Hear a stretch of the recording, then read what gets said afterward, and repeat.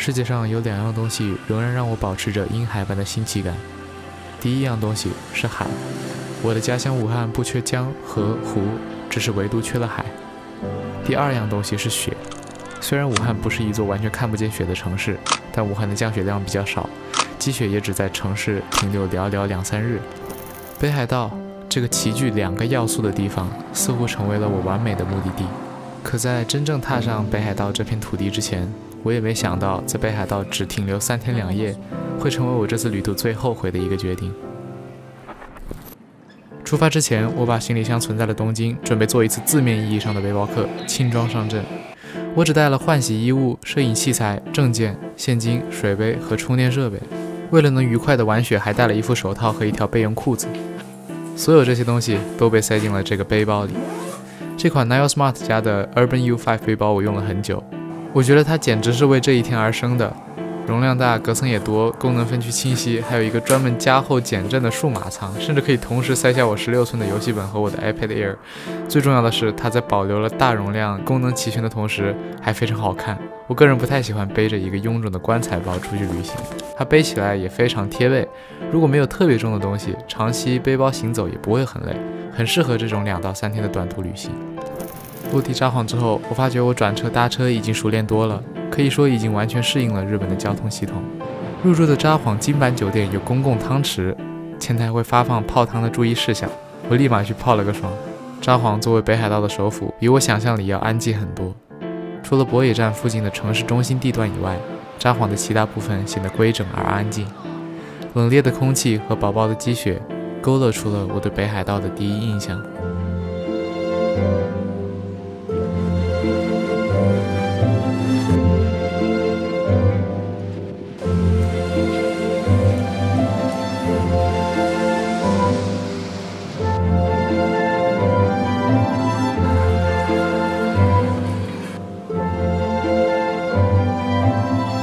北海道的蓝调时刻比我想象中更迷人。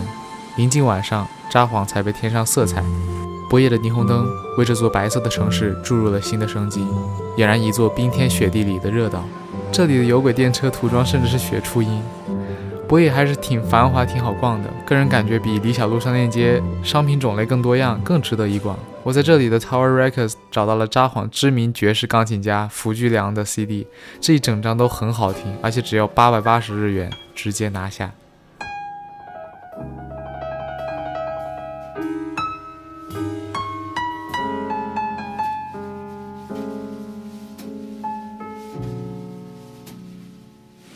听说北海道的牛肉、海鲜、奶都是顶级的，这让我在晚餐前犯了选择困难症。但一换拉面的总店让我打消了这份疑虑，以虾汤做底的北海道拉面听起来就让人觉得无法拒绝。这的菜单特别简约，我选了加肉加蛋混了豚骨汤的虾味增拉面，旁边的本地人不约而同地点了鲜虾饭团。刚开始还不知道为什么，直到我喝了第一口汤。一方面虾味增的鲜香确实名不虚传，汤头浓厚，甚至有油脂漂浮，又鲜又香，溏心蛋泡在这汤料里面更是唇齿留香。另一方面是真的很咸，这不是那种能捧起碗干喝的汤，咸到吃完面之后再用剩下的汤下2碗米饭都非常足够了，怪不得他们都要了饭团。下次我一定要当本地人的 copycat。 在回去的路上还经过了一家信玄拉面，排队的人更多，队尾只能在冰天雪地里等候。回来的路上在博野随便逛了逛，就到该睡觉的点了。第二天本来准备坐 JR 线去小樽，因为从札幌到小樽有一段路是知名的冬日海上列车打卡地。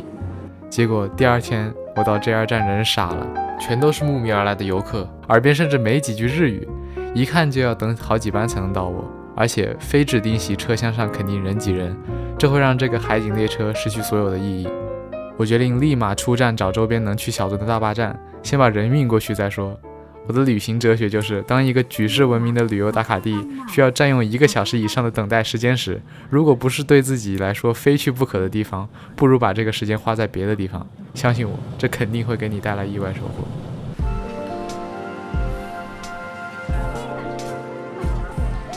大巴和 JR 的票价基本上一样，也都需要1个小时左右的车程。小樽昨晚才下雪，所以积雪要比札幌厚很多。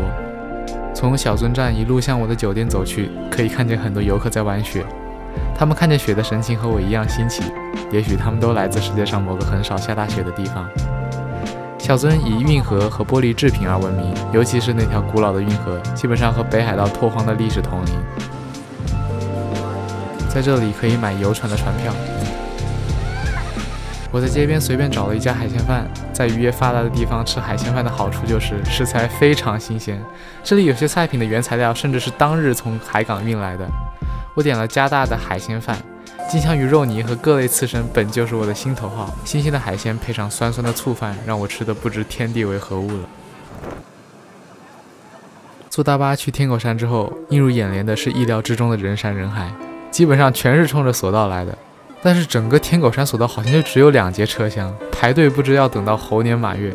我没有非去坐缆车不可的理由，比起拍一座城市的全景，潜入一座城市的街头巷尾才更对我的胃口。小樽没有辜负我的选择，北海道的建筑群、雪地总会有奇妙的化学反应。这是一座与雪共生上百年的城市，与雪早已形成了难以言喻的默契。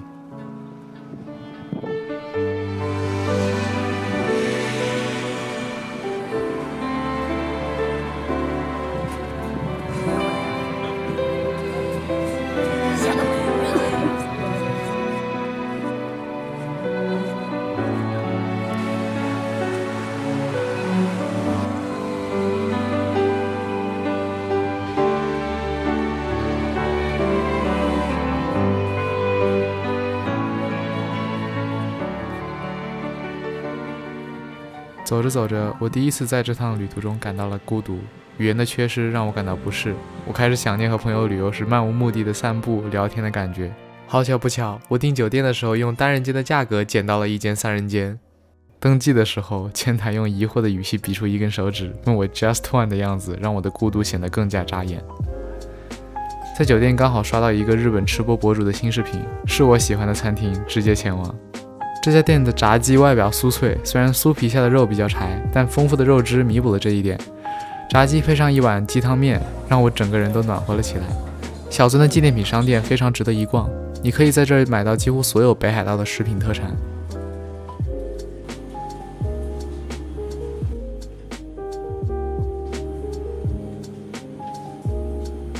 我买了白色恋人味的精酿啤酒，真的有一股牛奶巧克力的味道。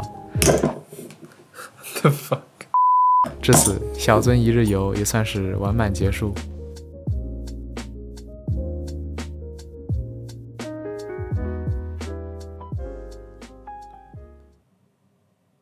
第二天一早就直奔小樽 JR 站，车上只有赶早上课的学生和去雪场的游客，我得以独享海景列车。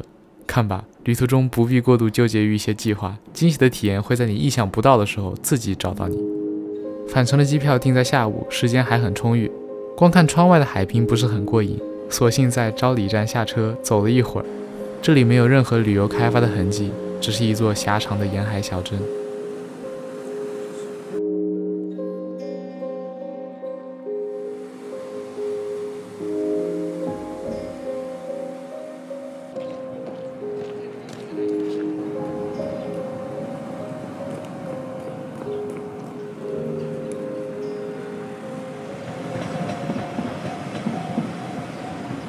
在去新千岁机场前，我在千岁市找了一家汤咖喱，炸到酥脆的西兰花浸泡在咖喱里的香味让我记忆犹新，十分正宗。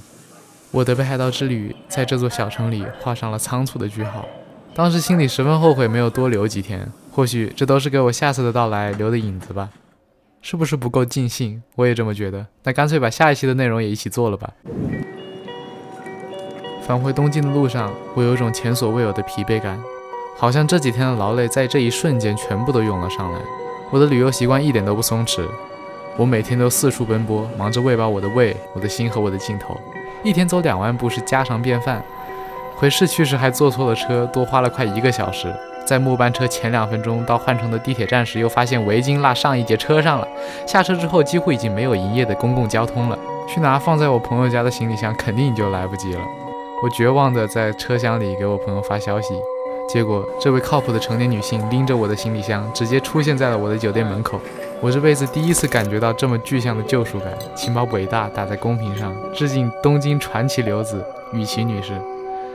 晚上，她带我去吃她常吃的苍蝇馆子，金枪鱼下巴真的很鲜。我们还去高田马场找了个地方喝了2杯。剩下这几天住在新宿，这里的夜晚被警笛声环绕着，还是不要随便溜达为好。躺在床上，我开始重新规划剩下几天的行程。旅游到现在，对日本也有了一些新的感悟，感觉就算是11天全在东京，都不见得能把这座庞大的城市逛明白。我每次都会随着旅行的深入，越来越觉得停留的时间不够。前面的特种兵经历让我感觉疲惫不堪，我想或许是时候让节奏慢下来了。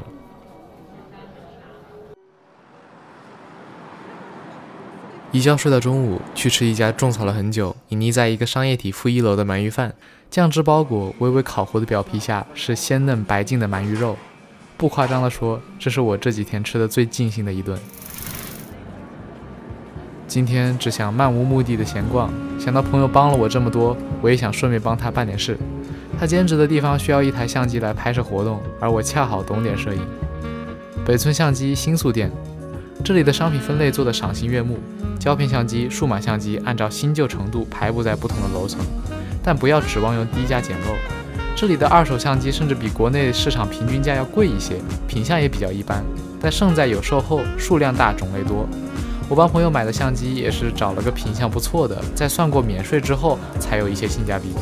但如果你执意要捡漏，这有个专门的残损品区，好像本意是用来提供零件的，但据说网上有人再次得手。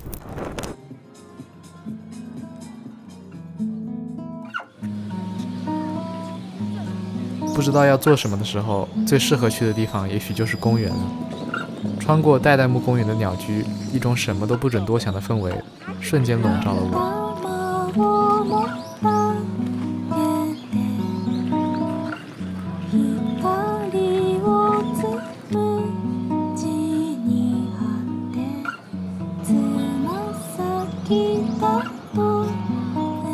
我很喜欢黄金时刻这种阳光碎得到处都是的感觉，几天的疲惫一扫而空，走累了就随便找了个长椅坐下，还偶遇了一位遛狗仙人。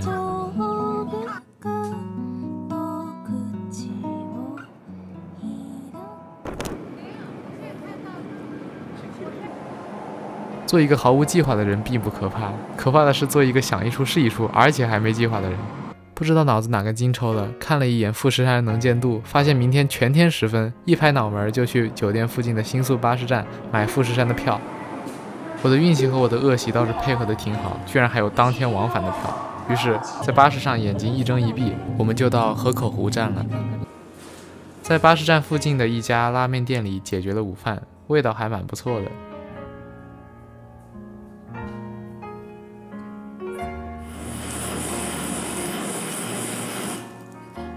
当天的阳光很明媚，坐在店里吃拉面的感觉十分惬意。攻略是在巴士上现搜的，如果你手上有交通卡，我非常建议你在河口湖乘坐 Red Line 巴士，在产屋前和大石公园这2个站下车游览。如果你比起出片更注重体验，可以在河口湖站租自行车环湖骑行，能见度好的情况下，全程都可以看见富士山与不同的前景相搭配。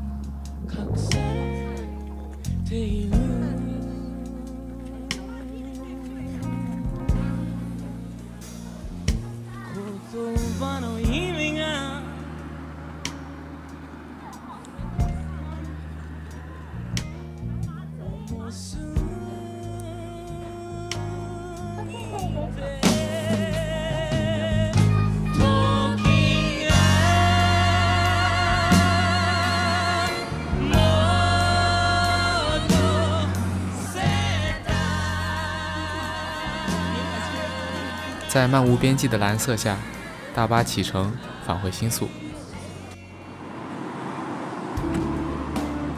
我有点想体验一下鸟贵族的烧鸟，听说每一家鸟贵族的出品都不一样。我在地图上找了一家评分高的，怎么说呢？作为平民价格的烧鸟还算过关，但出品很不稳定。盐烤的出品都还不错，但是不知为何酱烤的串全部都是糊的，糊得发苦。他们家的酱烤招牌更是尝不出任何可以作为招牌的点。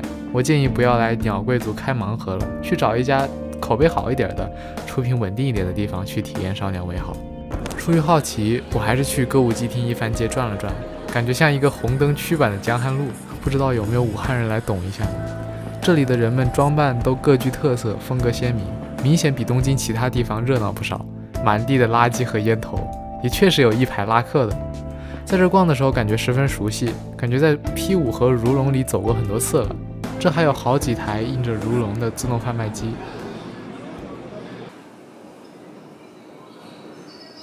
到这里，我的日本之旅就接近尾声了。我原本因为太过疲惫，想着在成田机场周边随便逛逛，买点纪念品就好。结果这最后一天居然也给了我一个惊喜。我来到了成田市，走出 JR 站就立马来到了成田山表参道。在这条通往成田山新生寺的道路两边，遍布着各类工艺品店铺和果子店和纪念品商店。这里有着浓厚的江户风情和香火文化，光是在路边随便晃悠找各种小吃就感觉很治愈了。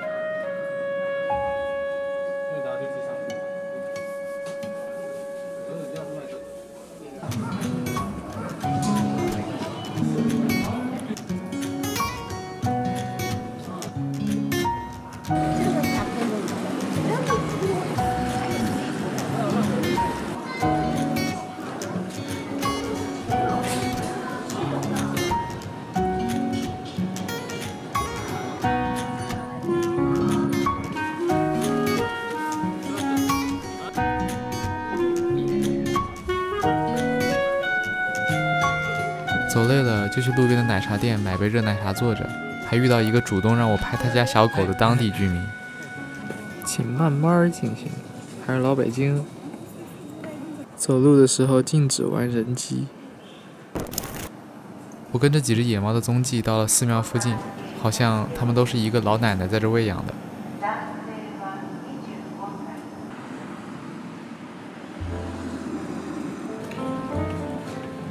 在粉紫色的夕阳下，我找到一家寿司店坐下，点了他们家上过电视的招牌套餐。这里的食材和味道都还蛮不错，师傅也蛮热情的。我可以接受几乎一切鱼类刺身，除了那种覆盖着银色鱼皮的小鱼。不知道这个是小鲫鱼还是秋刀鱼，对我来说新的要死，感觉像在跟一只刚刚打捞上来的海鱼舌吻。这套餐里好死不死就有这样一条鱼，我还好死不死在吃别的寿司的时候夸了一句“おいしい”，师傅好死不死因此在我夹起这个银色的邪恶刺身时，满眼期待地看着我。在那灼热的目光下，我强忍着呕吐的冲动，假笑着咀嚼着鱼腥味寿司，咽下去的那一刻，我感觉耗尽了剩余的所有力气。